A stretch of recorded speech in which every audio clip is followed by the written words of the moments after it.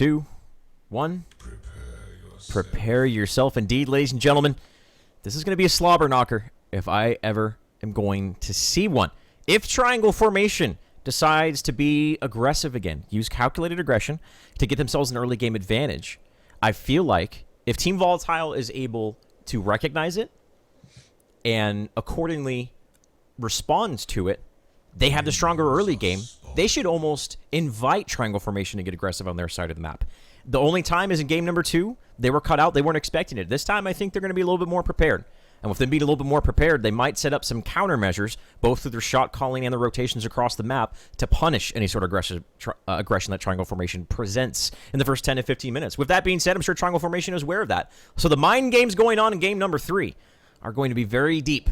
The psychology of this match and the implications of it are profound. Introduce these teams one more time. Leo Grande on Muriel, Omain on that Gideon, flagship hero of this team and that individual player. Pixel on Twin Blast. That one, Legend. We just call him Legend. On Grim, Nebos on Steel. That is Team Volatile. Who do we have on the other side of the map, assuming your colors aren't switched, Notch? We've got Suki on Muriel. We've got Selwonk on Murdoch. Beacon is playing the newest hero, Grimex. We've got Defies on Steel, and we've got True and True on Twin Blast. We're going to see this posturing mid lane. We've seen this every game so far. They just kind of butt heads. They clear these minion waves out. They're picking up the experience from these.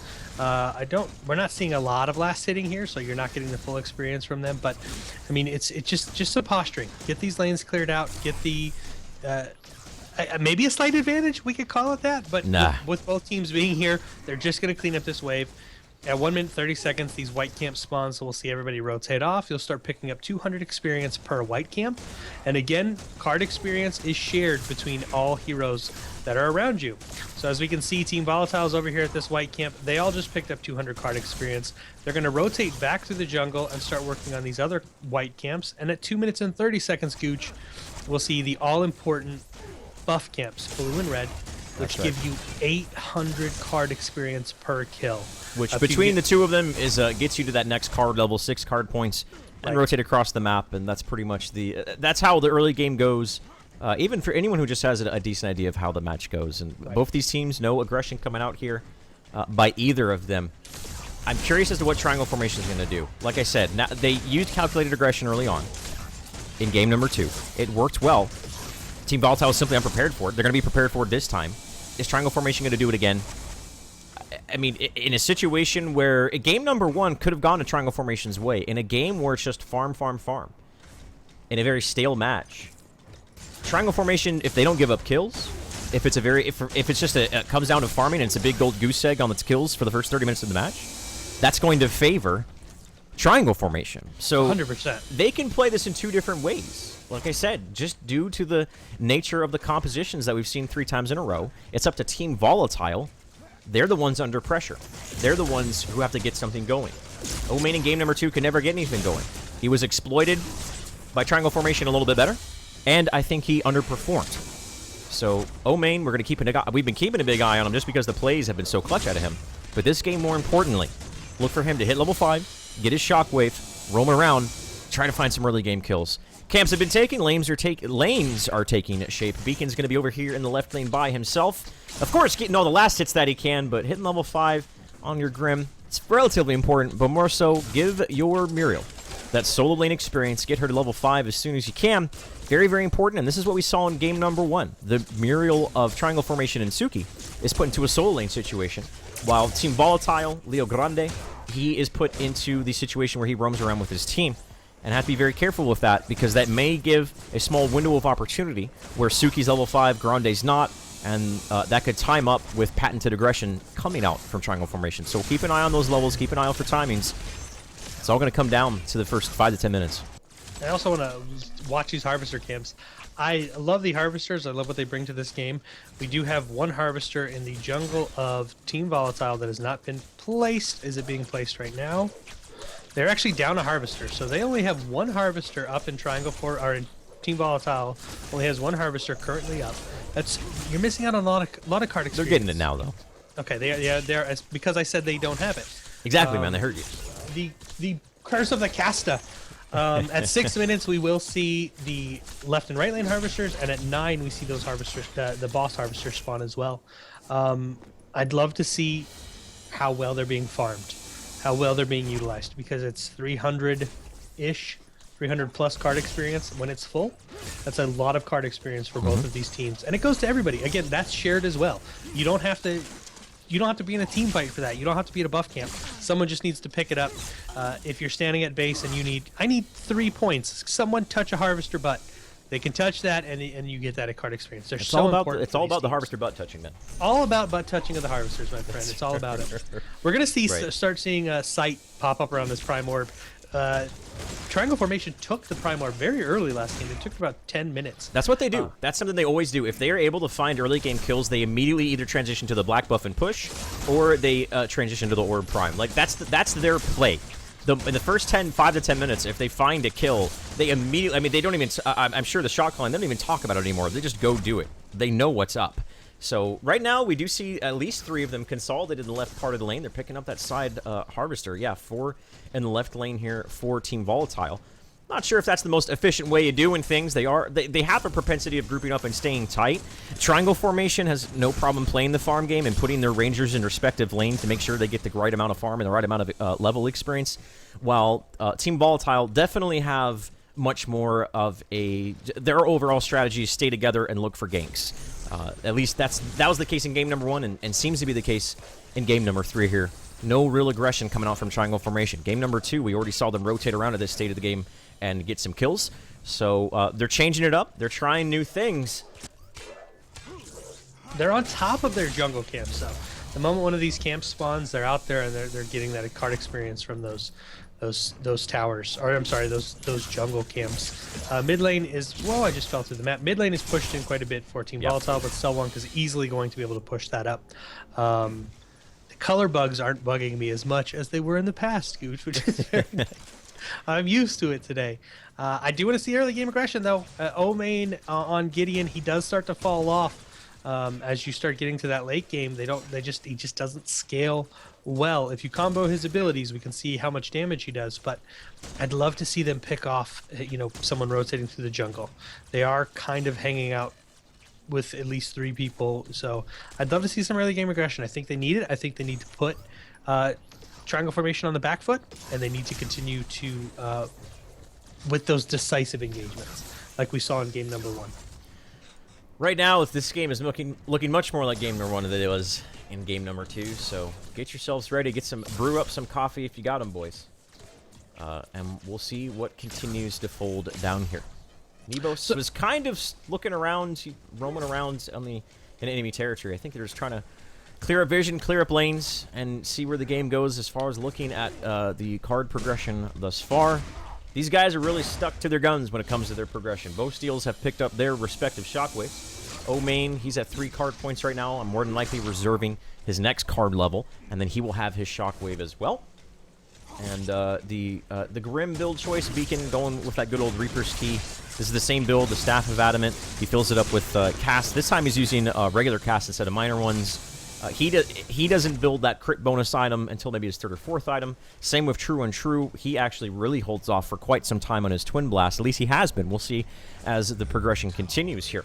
But Twin Blast, again, the way his build is, the way his character is, his skill set, he can benefit from other things other than going straight crit bonus, and I like to see that we're starting to see a little bit of divergence from the norm in card builds on specific heroes. I think that's the state of a healthy game when it comes to balance, and just good on you, Epic. Continue to work hard, and we're going to continue to do the best we can to bring the best games for the audience. 5-man push coming down the right lane.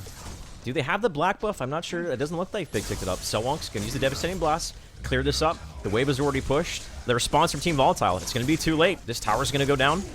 Pretty much completely no answer for that push right there. So triangle formation, that is what I like to see. They got the push. Now what are they going to do? Fall back to the Orb Prime, or just be happy with that exchange? They are trying to catch True Untrue out here. I mean, as you can see, that one Legend and Jalen. Ultimate on a Beacon. He pops the deflect, but it's not there. Forces out a very early ultimate. O-Main pop forward. but he doesn't pull the trigger on the black hole. He's got to be careful. Nebos is by himself right there. True and True's low. Omain on the fringes. He gets knocked back way out into completely by himself. He still has his ultimate, though, but he's just going to get blown up. The reversal of fortune. I'm not sure if this is the right call. Is there a reinitiation? Is this just trying to salvage a team bet? I'm not sure. He isn't going to be able to get up. What a play right there. Omain stays alive for the GTFO. He says, get out with that. And that's exactly what happens. Nebos was trying to utilize the Gideon portal to get himself alive, but it's not going to be the case. He has a shield. Muriel is there. Muriel's still pretty healthy on energy. The shield wall is not going to show up. Neelis, can he hit the shield from a shield wall? No, he was almost there. He could lick that and get a shield. But unfortunately, not going to be able to get it. Triangle formation, that's what I'm talking about. They pushed down the tower. Team Volatile tried to punish it, and unfortunately, they just got turned around on. And again, it all came down. Omain, we saw that he rifted forward to try to get a black hole off. Immediately, though, he got knocked up by the shockwave, and I think that's what about. Save the shockwave, looking for Gideon. The moment Gideon tries to initiate, Defy uses that shockwave. That's exactly what happened, and this is exactly what we want to see. Pick up the black buff, go to another lane, push another tower, and that's triangle formation, man. They're already in a phenomenal spot. Yeah, that team fight could have gone either way there. I feel like the may have been miscommunication from Omain. That ult just didn't go off. If he would have popped that ult, I did believe he used his shockwave. If he would have popped the ultimate, we would have seen that team fight. Actually, I don't think he did because it's on. I mean, it's a 2-minute cooldown and it's still available for him to use. Maybe that's a bug on my UI. I'm not sure, but yeah, I'm not sure. Oh wow. Look at this. Team Volatile says, you know what? We're going to bring right the fight to you. They know triangle formation's really, really low. Nebos, does he have his ultimate? The dunk is going to miss, but there's the black hole we're looking for. It's going to take down True and True. So they get that. They are going here. They get aggressive. So Team Volatile, they are not sitting down. They are not going to take this without a fight. And that's what they do, man. Okay, so they are able to get an exchange. I do too. They knew that. They knew that triangle formation was wounded, and they pounced on it, and now all of a sudden, back and forth match just in the first early parts of this match. They're going to be able to pick up this Prime Helix. They'll look at left lane. It's pushing it pretty hard. That. Yeah, I mean, they've got 14 minions are now on this tier 2 tower in favor of triangle formation. They may lose this to Winions. You have a whole nother wave coming up behind it. Nobody's back to defend this. Is the Prime Orb worth a tier 2 tower if they don't get this turned in? Like, they have to turn this in at this point because they're going to lose a tier 2 tower. Yeah, opening up your inhibitor this early on is always a very, very dangerous proposition. Looks like they're going to be okay with it, though. And with them knowing where the Orb Prime is, triangle formation just going, all right, well, we know where you are because the Prime Helix shows you on the map. They're going to go mid lane, and they should be able to get this tower. No, with Nebos, they're actually, I'm not sure. So they are going to commit to this. They're going to be able to pick up yet another tower. So the map control definitely in triangle formation's hand. If they're able to not fall too behind with the inevitable play coming up here with the Prime Helix from Team Volatile, they'll be in a phenomenal spot. I mean, their tier 1 tower is still available in that left lane, so the avenues in which Team Volatile are available for them to turn in this Prime Helix are traversing through the jungle. And there's so many nooks and crannies for triangle formation to set up an ambush that they have to be careful about that. True and True. Oh no, he's caught out. Might have to force out a mirror ult. Steal. There it is. That's what I was talking about. They forced out the mirror ult very on. Nobles knock him out of the tower. Looks like it's gonna miss. So the steal ultimate used was for a mirror ultimate, and now the initiation isn't there. The immediate initiation coming out of Surprise on Anibos. The black hole is there on a Cell Walk. Cell Walk's taking a lot of damage. Muriel, you gotta shield him. He misses the shield. Oh no! Suki missed the shield on the Cell Walk, and that right there, that small mistake is going to cost them their Murdoch. But nonetheless, we do see the Team Volatile still falling behind. A 3-for-1 exchange. Triangle formation. They said, you know what, Suki, it's okay. We'll try to pick this up for you after miss that shield. And now True and True coming down with the rocket barrage, doing his best impersonation of NASA and triangle formation. Very well done. And they have the Prime Helix Orb. They're going to be able to carry this in and activate that Prime card. The left inhibitor is available to siege down. This is just triangle formation all day in game number 3. Amazing engagement from triangle formation there. They got a tier 2 tower. They got 3 kills. They've got the Orb Prime, and inhibitor is up. I mean, they could walk right down this lane to this inhibitor if they wanted to. I think we'll see them back off. I think we'll see them take the map advantage, push these lanes out, start getting some of these tier 1, tier 2 towers out would probably be the safe bet. No reason trying to risk it all at this moment in time. A team wipe right now would actually put Team Volatile in a really good spot because that's a lot of card experience that they would clean up if they could actually get the engagement. Look at the card experience advantage though for triangle formation. These team fights have really helped them stay. Yeah, it's really helped them take this lead. And Team Volatile has to play safe right now. Their best bet: play on the defensive, defend your inhibitor because a prime orb is activated, and the amount of 300 extra damage to these to towers will melt that inhibitor. Yeah, they will. So play defensive, get the lanes pushed out. Don't lose any towers for free. They gave up a tier 2 tower for free. Literally for free. That definitely was a big misplay right there. I mean, ultimately didn't lead to them taking it, like losing a lot of ground as far as like they gave up a team fight on the shoulders of that. But I mean, it means that the opportunities that Triangle Formation has available to capitalize on any sort of mistake that Team Volatile makes is much more severe than it would otherwise would have been. Now they can go straight to inhibitor as opposed to having to fight through a wave that's pushed out a tier 2 tower. So on and so forth. Triangle Formation start to consolidate over here in the right lane. This last available tier 1 tower available. That's not the right steal. The last available tier 1 tower for Team Volatile is going to be this one. So Triangle Formation, they're not going to get ahead of themselves and try to push down and go for the greedy play of the inhibitor. They're making the right call, smart, calculated, and that's what I like to see coming up from Triangle Formation. This is something that they always do. The push is going to continue, and with the huge lead that they have, I think it's something they could do. Beacon of Suki just going forward. Forces out the retreat by Omain. Omain, look for him here. I think if he can maybe flank around, get a good black hole, see something they can initiate here and potentially take a team fight. Right now, very tense moment. Look for Defy to initiate. Diving under towers is a scary proposition. So Triangle Formation, it looks like they're thinking twice about it, or they're just simply falling back a little bit, waiting for the next wave. Yeah, they're going to do a slow siege here. They have 3 ranged carries with the Prime card activation. They can slow siege this down.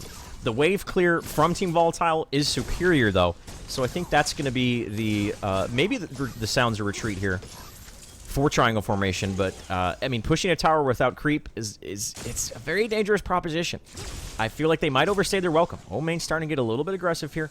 All right, so just the standoff is going to result in no one initiating quite yet. The tower stays alive, and I think that is going to favor Team Volatile. That means they're going to create a little bit more space on the map. Prime cards have been deactivated, and now they are looking for an opportunity either to farm across the map to get these lanes pushed out, or try to pounce on any sort of opportunity available. But those opportunities are far and few between for Team Volatile.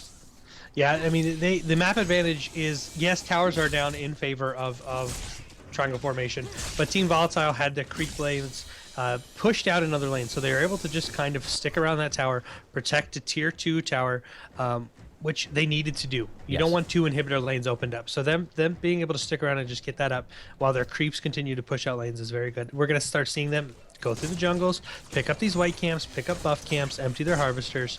They have to be careful, though. You don't want to be caught out. If they're caught out in the jungle with the card advantage that Triangle Formation has, they will get pretty much deleted off of the map. It's very hard to fight when you're this far behind in cards. And I believe it's only 2 or 3 card points, but still, it is an advantage.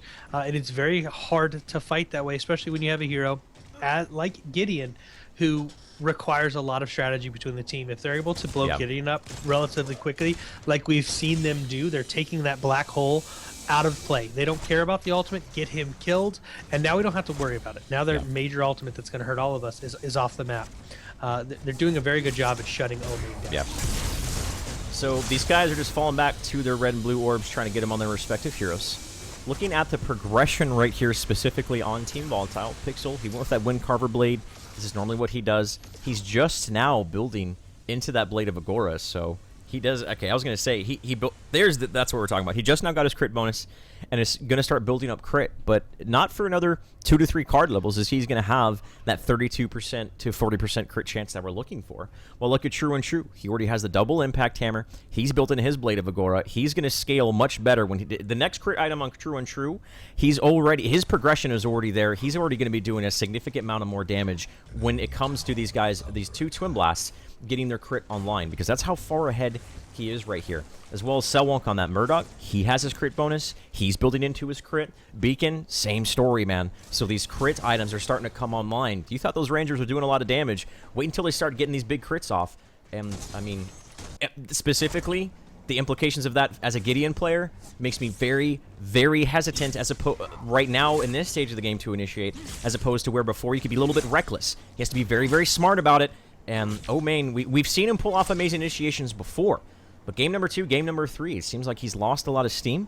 Triangle Formation knows what's up, and they're starting to posture around here by the Orb Prime. We've seen so many team fights go down here. Team Volatile, if they want to make a stand, this would be a great place to do it, but they're simply not in good enough position. They've got the vision. They know what's going on. They are starting to come up to the shadow pad here. Defies is bouncing around. He puts down that ward so they can see them. So now Triangle Formation knows with the help of that ward where they're at. They're down a player though. They're at a disadvantage. It's 4v5. Here we come. Defy lays down the big shield slam onto O main. They're initiating and not much follow-up here. So the initiation was used by Defy. I'm not sure if they're looking for a team fight as to more so just trying to bully them away from the Orb Prime and get themselves away. That's exactly going to be the case. Yeah. So yeah, Triangle Formation said, we're not looking to take a team fight. We're just looking to secure this Orb Prime and then take a team fight over there. Now, obviously, Shield Slam it was used, but I guess that must be you. It was definitely used right there. So if they do make this push quickly, Steel isn't going to have that very important initiation item. O main was okay. They didn't force out a reversal of fortune or anything like that. So Team Volatile, I feel like this is a great opportunity for them to make a strong stand and start getting that momentum back into their hands, because their early mid-game, the early mid-game is not going into their favor. They need to do something. This is gonna, what better opportunity than around this area of the Orb Prime turn-in. They know what's going to be going on. But we saw this in game number 2. Look at what they're doing, the exact same thing that won them game number 2. True and True, he's been delegated to that right lane. They're going to do some split push. And I mean, if the response from Team Volatile has to be more appropriate this time, they either have to 5-man group up by the Orb Prime and more decisively initiate and fall back, or they need to send someone over to the right lane, and that's what they're going to do. They're going to delegate that one over to that right lane. So it's going to be a 4v4 right here. Already Team Volatile making better decisions. O main just got caught out in travel forms. Selwonk's ult hit O main. He is safe. There was not anybody there to help him. But yeah. I mean, we saw this game, like you said, we saw this game too. The card advantage that True and True has over that one Legend, he's gonna be able, not be able to push his tower. The tower is very, very low. But there comes the initiation from Nebos. This is what I was talking about. This is a 4v3. The Prime card's being turned in right now. O main's going in, uses the shockwave into the black hole. This is what he needed to do. O main said, I'm at Starbucks. Give me a Grande, because he's going to need that reversal of fortune. Not going to happen. Unfortunately, they didn't get the name right at Starbucks. They misspelled it. The reversal of fortune's not going to be there, and this is going to look beautiful. Pixel gets taken out. He's going to get deleted right there as well. The bonds in which hold his body together have been broken apart. The strongest force in the universe is the strong nuclear force, and we see Triangle Formation is in full control of that right now. The powers of the universe are on their hand with the Prime card activation, decisively taking that team fight. That looked like a great initiation from O main, but it was reckless. There was no follow-up. He was by himself. He got caught out. He got taken out. Team Volatile simply got way too far ahead of themselves. This inhibitor is going to be going down. Yeah, you have 2 lanes being pushed out right now. You have Prime Orb now activated. Tier 2 tower just went down. True and True is just pushing that tier 2 tower. That one Legend has to be very careful with the Prime Orb and the card advantage. Inhibitor is down. Minions that were stronger than before are now on the map, ladies and gentlemen. And they do a ton of damage. You have to really watch those. So Team Volatile is now going to have to commit one person to defending this lane and making sure they don't let creep get to their core, because they do a ton of damage and they can easily win the game for you. The ult from Grande, you heard me calling for it. Give me the Grande. And it wasn't there, man. It wasn't there onto Gideon. That's what I was talking about. If O main got a reversal of fortune from Grande, I think they would have been in a place where that team fight would have gone much more in their favor. Right. They would have opened up the opportunity for that team fight to go in their favor instead of just forcing the issue. And I feel like right now, Triangle Formation, they're showing off that they're a veteran, experienced team, because they are playing much more cleanly. Team Volatile is, I mean, they're playing very volatile. No, I mean, no other way to put it other than they need to be a little bit more calculated in this. I feel like that the shot calling is a little bit off right now. And if they can get a little bit more cohesive when it comes to these team fights, they still, I mean, the opportunity is slim. The margins of error available to Team Volatile right now are extraordinarily narrow. But they are there. If they can thread the needle, they'll be able to get this team, this match back in their favor. But being down an inhibitor, it's a very difficult spot to do. Triangle Formation just seems like they have their number. I mean, all 4 of them. True and True is nope, they're all 5 here. They're pushing down this right lane. Depending on the side of map you're looking at, they're going to be pushing down this lane. They're going to try and take the other inhibitor down. With the Prime Orb activated, with all 5 of you here, with the card advantage, this could be a very, very easy inhibitor. Oh, This yeah, is going to be a easy very day. crucial point for Team Volatile. They're going to have to defend this. And if they lose anybody, if they lose 2 people, 3 people, this will be GG. Absolutely. So here comes, man. The barrel is loaded. The super shotgun, for you Doom fans out there, is aimed right at that inhibitor. Oh, main, he's looking for True and True's. I feel like True and True's almost kind of baiting him. Like, hey, I'm here by myself. Come at me, Gideon. But Team Volatile's not going to fall for it here. And here comes that push. They're just going to slow siege this down. Again, with the triple ranger composition. I mean, prime card activated or not, the triple ranger composition gives you an advantage when it comes to this. There's the initiation. Selwonk used his Devastating Blast very early on. And 1 Legion is so very low. Forces out the Reversal of Fortune. Omein's not going to have that available. They are going to use it. True and True's low, but he's going to be able to rocket dash away now. Omein's in a very bad position. He doesn't have his Rift to get away. Shockwave used. Down goes Omein. Down goes Steel. This may be triangle formation. Yeah, they're going to get this inhibitor. This is more than likely game number 3. We're going to see our I think we're going to see our first finalist in triangle formation. 4 down. That's going to be all she wrote, Notch. That's GG, boys. Congratulations to Triangle Formation. With the Prime Orb still activated, this core is going to melt. Congratulations to Triangle Formation. Very, very good gameplay out of these guys. Also, I want to say congratulations to the new team, Team Volatile. They came in, they put on a very good show. We will see them back for Agora's Rising 4. We've got our first finalist, Scooch, and I